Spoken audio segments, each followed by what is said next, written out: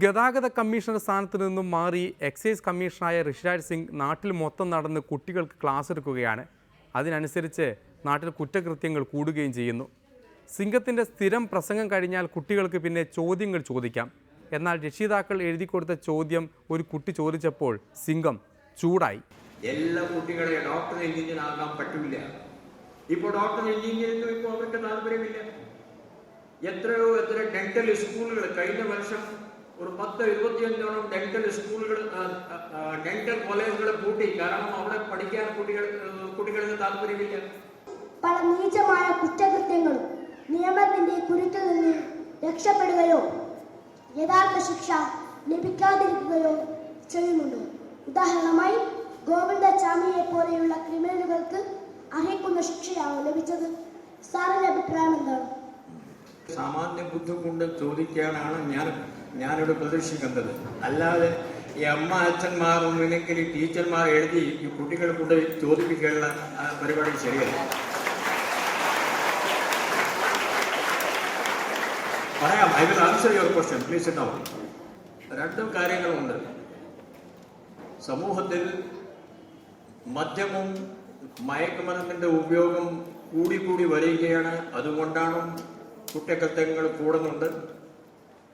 ഇത് ഉപയോഗിച്ചില്ലെങ്കിലും ആളുകൾ കുറ്റകൃത്യത്തിന് ഇടയാവുകയാണ്. ഒത്തിരി കേസുകൾ കൂടുന്നുണ്ട്. കുറ്റം ചെയ്യുന്ന ആൾ ചിലപ്പോൾ വിചാരിക്കുന്നു, ഞാൻ ഈ കുറ്റം ചെയ്താൽ, ഈ ആളെ കൊലപ്പെടുത്തിയാൽ, ഈ സ്ത്രീയെ ശല്യപ്പെടുത്തിയാൽ എനിക്ക് തീർച്ചയായിട്ടും ജയിലിൽ 10-20 വർഷം കടക്കേണ്ടി വരും. അങ്ങനെ ഒരു തോന്നൽ ഇയാളുടെ മനസ്സിന് വന്നാൽ മാത്രമേ ഇയാൾ കുറ്റകൃത്യങ്ങൾ ചെയ്യാതെ ഇരിക്കുള്ളൂ.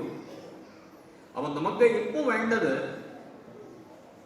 കുറ്റകൃത്യങ്ങൾ ചെയ്യുന്ന ആളുകളെ പിടിച്ചിട്ട് അവർക്ക് എതിരായിട്ട് ശിക്ഷ ഉറപ്പിക്കുക. എത്ര മനോഹരമായ നടക്കാത്ത സ്വപ്നം. ക്രിക്കറ്റ്, ഫുട്ബോൾ, സിനിമ, TV താരങ്ങൾക്ക് വിദ്യാർത്ഥികളടക്കമുള്ള പുതുതലമുറക്കുമേൽ വലിയ സ്വാധീനമാണുള്ളത്. ഈ സ്വാധീനം വിദ്യാർത്ഥികൾക്കിടയിലെ ലഹരി വിരുദ്ധ പ്രവർത്തനങ്ങൾക്ക് ഉപയോഗിക്കാൻ താരങ്ങളടങ്ങുന്ന വലിയ നിരയെ നമുക്ക് ലഹരി വിരുദ്ധ പ്രവർത്തനങ്ങളുടെ ബ്രാൻഡ് അംബാസഡർമാരായി ഉപയോഗിക്കാൻ കഴിയില്ലേ?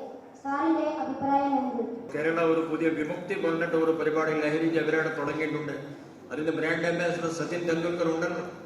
പക്ഷേ അങ്ങനെ ബ്രാൻഡ് അംബാസഡർ വെച്ചിട്ട് ഇത് ആളുകളെ, ഈ കുട്ടികൾ ഇത് കഴിക്കില്ല, ഇല്ലെങ്കിൽ ഇത് കഴിക്കാതെ ഇരിക്കും, അങ്ങനെ ആരും വിചാരിക്കേണ്ട.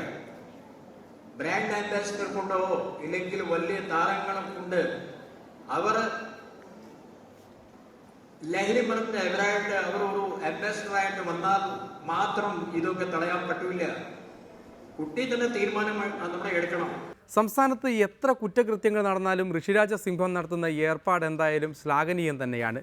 മുതിർന്നവർ തെറ്റുകൾ ആവർത്തിക്കുമ്പോഴും ഒരു കുട്ടിയെങ്കിലും രക്ഷപ്പെടുമെങ്കിൽ രക്ഷപ്പെടട്ടെ.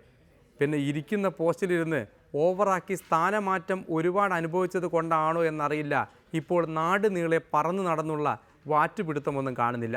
പിന്നെ റോഡരികിലെ മദ്യശാലകളെല്ലാം പൂട്ടുമ്പോൾ ഓട്ടോമാറ്റിക്കായി പണി കൂടിക്കോളുമെന്ന് പറഞ്ഞുകൊണ്ട് ഇന്നത്തെ പരിപാടികൾ അവസാനിക്കുകയാണ്. വീണ്ടും കാണും വരെ നന്ദി, നല്ല നമസ്കാരം.